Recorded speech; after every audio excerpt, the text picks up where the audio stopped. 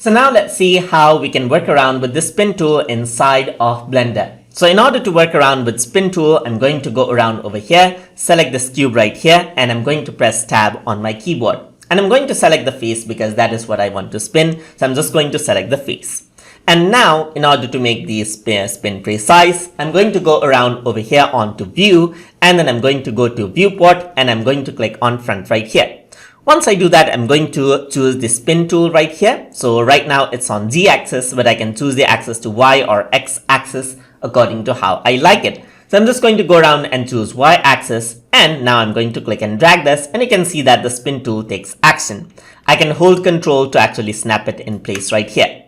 Once I do that, you can see that I got arrows which I can click and drag to actually arrange things out just like this. I can go around over here and click and drag the arrows just like this over here as well. Click and drag the arrow right here, and there you go. That is how you can arrange things out just like this.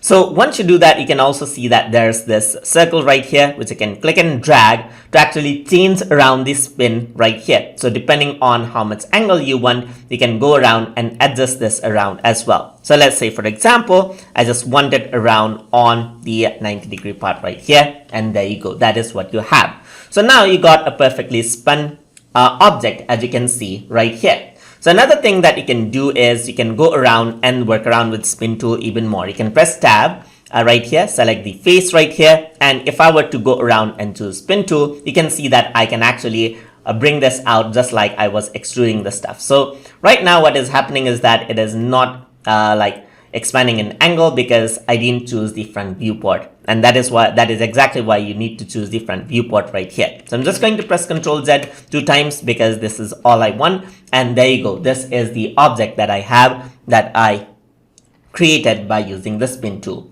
And that is how you can use the spin tool to add in details to polygonal objects inside of Blender. So hope you guys learned something as always, and as always, please like, comment, share and subscribe.